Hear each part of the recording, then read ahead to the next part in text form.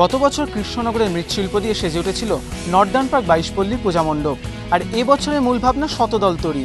এবছর মণ্ডপ সজ্জায় মূল উপকরণ হিসেবে ব্যবহার হবে নৌকা।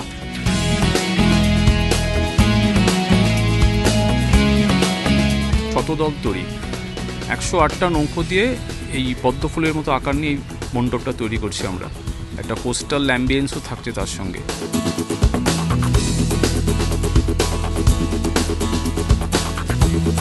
চারিদিকে জলের পরীক্ষা এবং পুরীতে যেটা স্যান্ড কাল্পটিংটা খুব বিখ্যাত, সেটাও আমরা লাইভ এখানে হবে।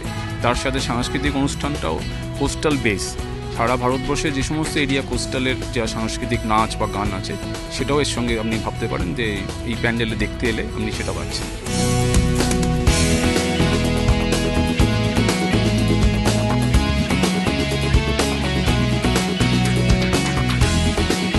এবার দেবীর গমন নৌকায়। পুরাণ বলে এর ফলে হয় অতিবৃষ্টি, হয় বন্যা। আর সেই বন্যা থেকে বাঁচার অন্যতম মাধ্যম তো সেই নৌকাই। সব মিলিয়ে 108টি নৌকা দিয়ে তৈরি হচ্ছে বিশাল এক পদ্মফুল, এবং তার সঙ্গে থাকছে মাঝি মাল্লারের জীবনযাত্রা এবং একটি সামগ্রিক পরিবেশ সমুদ্র তীরের।